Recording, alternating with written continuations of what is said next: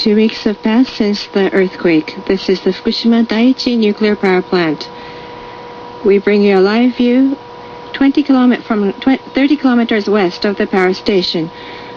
The tower at the very left is right above the number 1 reactor, and towards the right we go on to nuclear number 2, reactor number 2, number 3, number 4. And white steam is seen rising from reactors 1, 2, 3, and 4.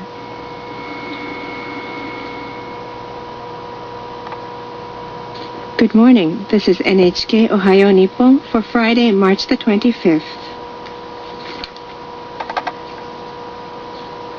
The very grave situation continues at TEPCO's Fukushima Daiichi nuclear power plant.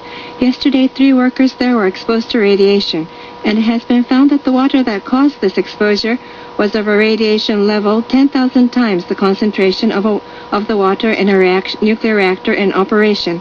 TEPCO says that it believes that nuclear fuel was damaged, causing radioactive substances to leak out. A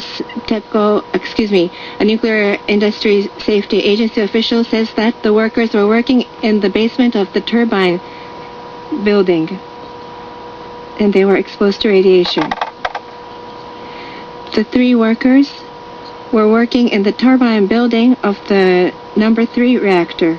In the basement, they were laying out cables.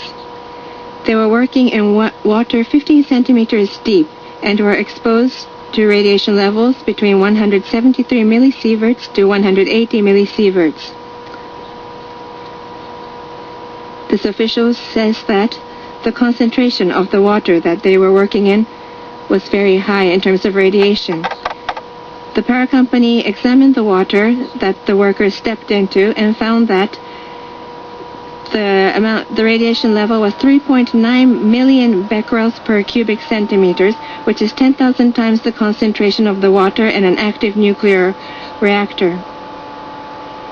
They found per 1 cubic centimeter of water 2.2 million becquerels of cesium-144 and 1.2 million becquerels of radioactive iodine-131.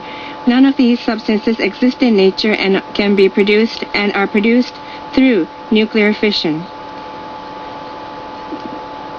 TEPCO says that probably the fuel in the reactor was damaged, causing radioactive materials to leak out. Of the 3 who were exposed to radiation, 2 are suspected to be suffering from beta burns. They were taken to the Fukushima Prefectural Medical School University. Beta burns are like normal burns, but the irradiated part becomes red, and in a few weeks water blisters form and the surface of the skin peels off. Sometimes skin grafts become necessary. The 2 workers, to get more specialized treatment, will be taken this afternoon to the radiological medical institution in Chiba Prefecture.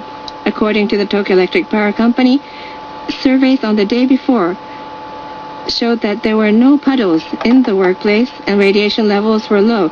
Therefore, no worker was there to monitor radiation levels yesterday.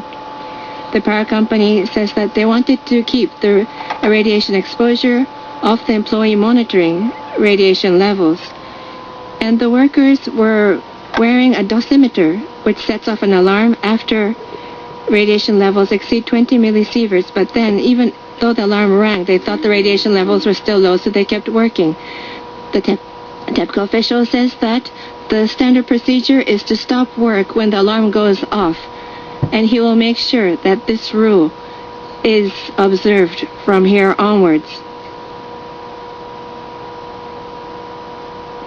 The Nuclear and Industrial Safety Agency had this to say.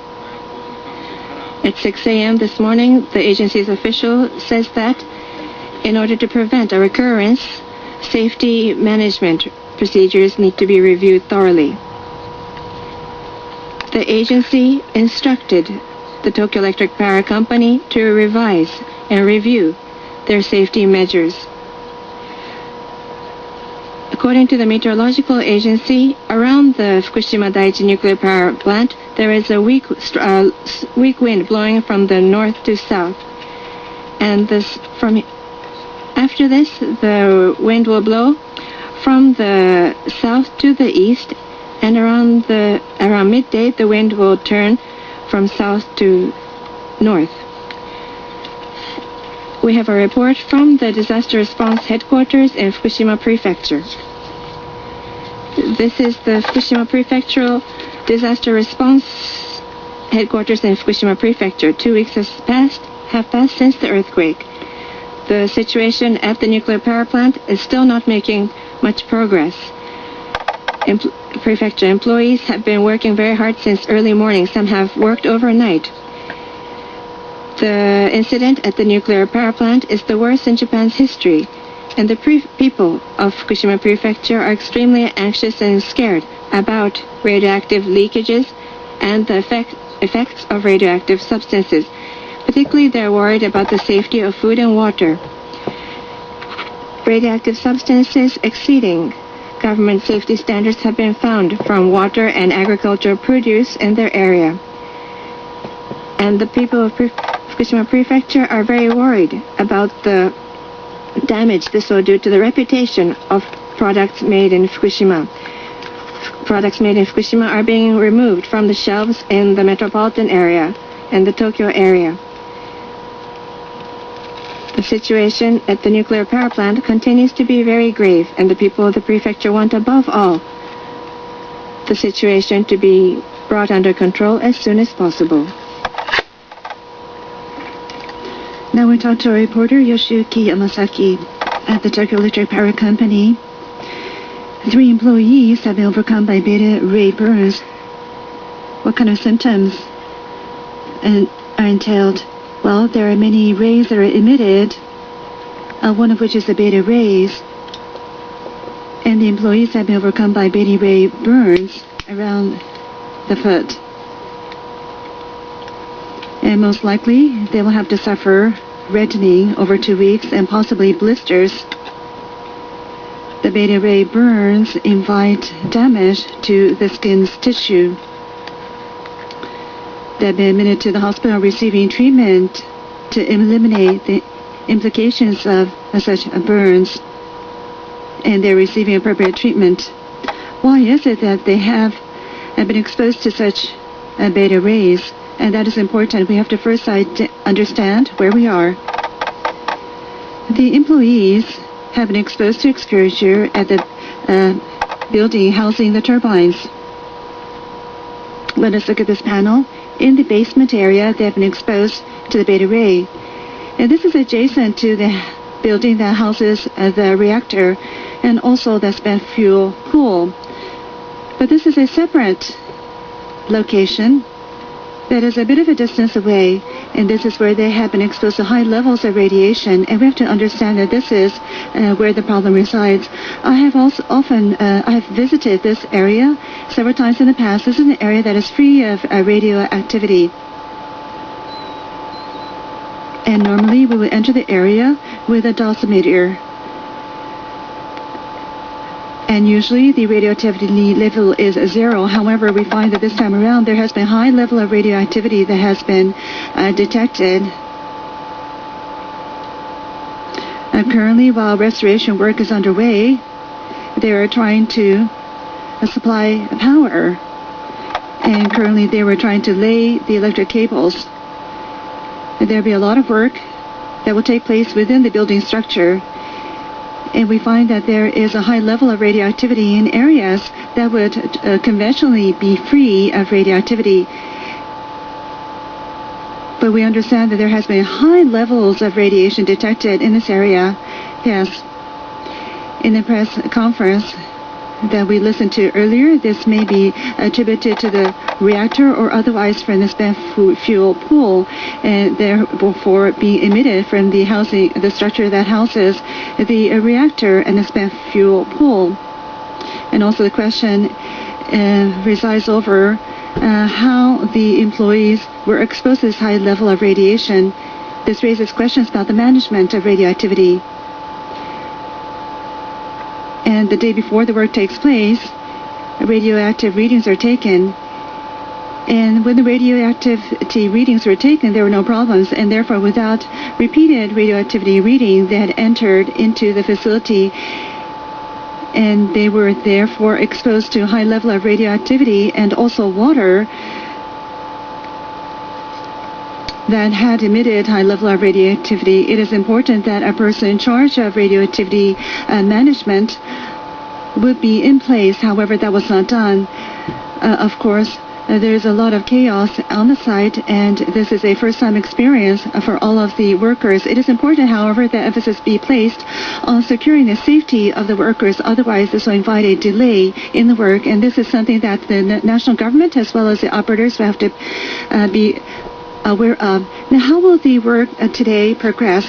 First of all, there will be restoration work on two sides. Firstly, on the reactor as well as the spent fuel pool. Water spraying and water injection will continue. The second work will be to supply energy. Power is necessary in order to reactivate the equipment. In the Fukushima Daiichi nuclear power plant, the accident as well as the evacuation of the nearby residents. How long will this continue? I'm sure that the residents have inquired as to how long this situation will continue. Yukio Etano, the Chief Cabinet Secretary, yesterday said that it is very early to predict how long this will continue. In fact, when we look at this exposure accident and also the black plumes arising from the reactor, these are all incidents that could not be predicted in advance. Firstly, it is important to inject water into reactor number 1 through 4, and also this is a priority, and also there's a stopgap measure. And in reactors number 1 through 4, this entails quite substantial difficulties. Even if this is accounted for, and even if the radioactivity in high levels is no longer emitted, number 2, it is important to shut down the operations in what is called a cold shutdown. And thirdly, it is important to conduct a survey into the implications for the soil in the immediate locations. We don't know how long this will take. It is fair to estimate that it will require several months or several years, which will mean the evacuees may be subjected to a life in shelter for several months or several years on hand. They will have to be given substantial support, and such an arrangement is necessary. The residents will also have to be aware that they may have to lead a life for a prolonged period away from their homes.